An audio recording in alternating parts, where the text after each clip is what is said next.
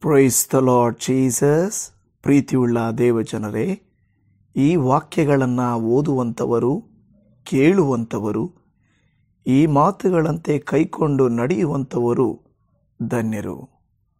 ಕೀರ್ತನೆಗಳು 50. ದೇವರು ಸದಾಚಾರವನ್ನೇ ಮೆಚ್ಚುವವನೆಂಬುದು ಆಸಾಫನ ಕೀರ್ತನೆ.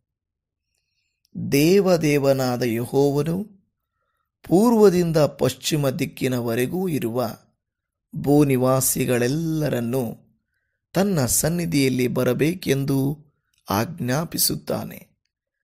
ಅತ್ಯಂತ ರಮಣೀಯವಾದ ಚೀಯೋನಿನಲ್ಲಿರುವ ದೇವರು ಪ್ರಕಾಶಿಸುತ್ತಾನೆ. ನಮ್ಮ ದೇವರು ಪ್ರತ್ಯಕ್ಷನಾಗುವನು. ಎಷ್ಟು ಮಾತ್ರವೂ ಸುಮ್ಮನಿರುವುದಿಲ್ಲ. ಆತನ ಮುಂಭಾಗದಲ್ಲಿ ಬೆಂಕಿ ಪ್ರಜ್ವಲಿಸುತ್ತದೆ. ಆತನ ಸುತ್ತಲೂ ಬಿರುಗಾಳಿ ಬೀಸುತ್ತದೆ.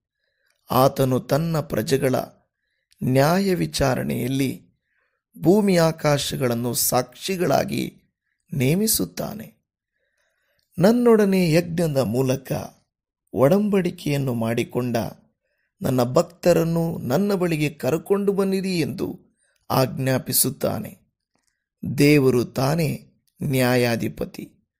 ಆತನು ನೀತಿ ಸ್ವರೂಪನೆಂದು ಆಕಾಶ ಮಂಡಲವು ಘೋಷಿಸುತ್ತದೆ.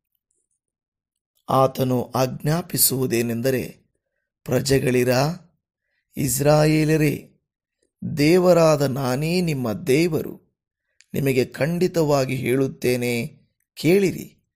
ನಾನು ನಿಮ್ಮ ಯಜ್ಞಗಳ ವಿಷಯದಲ್ಲಿ ತಪ್ಪೆಣಿಸುವುದಿಲ್ಲ. ಸರ್ವಾಂಗ ಹೋಮಗಳನ್ನು ನೀವು ನಿತ್ಯವೂ ನನಗೆ ಸಮರ್ಪಿಸುತ್ತೀರಲ್ಲ, ಆದರೂ ನಿಮ್ಮ ಮನೆಗಳಿಂದ ನನಗೆ ಹೋರಿ ಬೇಕಾಗಿಲ್ಲ, ನಿಮ್ಮ ದೊಡ್ಡಿಗಳಿಂದ ಹೋತ ಬೇಕಿಲ್ಲ. ಕಾಡಿನಲ್ಲಿರುವ ಸರ್ವ ಮೃಗಗಳು, ಗುಡ್ಡಗಳಲ್ಲಿರುವ ಸಾವಿರಾರು ಪಶುಗಳು ನನ್ನವೇ. ಬೆಟ್ಟಗಳ ಪಕ್ಷಿಗಳನ್ನೆಲ್ಲ ಬಲ್ಲೆ. ಅಡವಿಯ ಜೀವಜಂತುಗಳೆಲ್ಲ ನನಗೆ ಗೊತ್ತುಂಟು. ನನಗೆ ಹಸಿವೆ ಇದ್ದರೆ ನಿಮಗೆ ತಿಳಿಸುವುದಿಲ್ಲ. ಲೋಕವು ಅದರಲ್ಲಿರುವುದೆಲ್ಲವೂ ನನ್ನದಲ್ಲವೇ? ನಾನು ಹೋರಿಗಳ ಮಾಂಸವನ್ನು ತಿನ್ನುವುದು, ಹೋತಗಳ ರಕ್ತವನ್ನು ಕುಡಿಯುವುದು ಉಂಟೇ? ಸ್ತುತಿ ಯಜ್ಞವನ್ನೇ ದೇವರಿಗೆ ಸಮರ್ಪಿಸಿರಿ.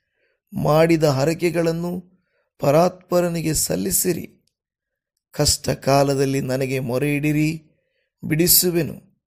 ಆಗ ನನ್ನನ್ನು ಕೊಂಡಾಡುವಿರಿ. ದುಷ್ಟರಿಗಾದರೂ ದೇವರು ಹೇಳುವುದೇನೆಂದರೆ, ನನ್ನ ವಿಧಿಗಳನ್ನು ಪಠಿಸುವುದಕ್ಕೆ ನಿಮಗೇನು ಬಾಧ್ಯತೆ ಉಂಟು? ನನ್ನ ನಿಬಂಧನೆಯನ್ನು ಉಚ್ಚರಿಸುವುದು ನಿಮಗೇನು ಕೆಲಸ? ನೀವು ನನ್ನ ಸುಶಿಕ್ಷಣವನ್ನು ಅಗೆ ಮಾಡುತ್ತೀರಲ್ಲ, ನನ್ನ ಆಜ್ಞೆಯನ್ನು ಉಲ್ಲಂಘಿಸುತ್ತೀರಿ. ನೀವು ಚೋರರೊಡನೆ ಸಂತೋಷದಿಂದ ಸೇರುತ್ತೀರಿ. ಜಾರರ ಒಡನಾಟವೇ ನಿಮಗೆ ಇಷ್ಟ. ನಿಮ್ಮ ಬಾಯನ್ನು ಕೇಡಿಗೆ ಒಪ್ಪಿಸುತ್ತೀರಿ. ನಾಲಿಗೆಯು ಮೋಸವನ್ನು ನೇಯುತ್ತದೆ. ಸಹೋದರನನ್ನು ಕ್ಷುದ್ರ ಮಾಡುತ್ತಾ ಕೂತುಕೊಳ್ಳುತ್ತೀರಿ. ಒಡ ಹುಟ್ಟಿದವರನ್ನು ದೂರುತ್ತೀರಿ. ನೀವು ಹೀಗೆ ಮಾಡಿದರೂ ನಾನು ಸುಮ್ಮನೆ ಇದ್ದದ್ದರಿಂದ ದೇವರು ನಮ್ಮಂಥವನೇ ಎಂದು ನೆನೆಸಿಕೊಂಡಿರಿ. ಈಗಲಾದರೂ ನಾನು ಎಲ್ಲವನ್ನೂ ನಿಮ್ಮ ಮುಂದೆ ವಿವರಿಸಿ ನಿಮ್ಮನ್ನು ಅಪರಾಧಿಗಳೆಂದು ಸ್ಥಾಪಿಸುವೆನು.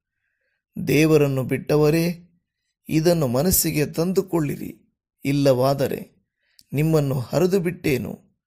ನಿಮ್ಮನ್ನು ತಪ್ಪಿಸುವವರು ಯಾರೂ ಇರುವುದಿಲ್ಲ. ಯಾರು ಸ್ತುತಿ ಯಜ್ಞವನ್ನು ಸಮರ್ಪಿಸುತ್ತಾರೋ ಅವರೇ ನನ್ನನ್ನು ಗೌರವಿಸುವವರು.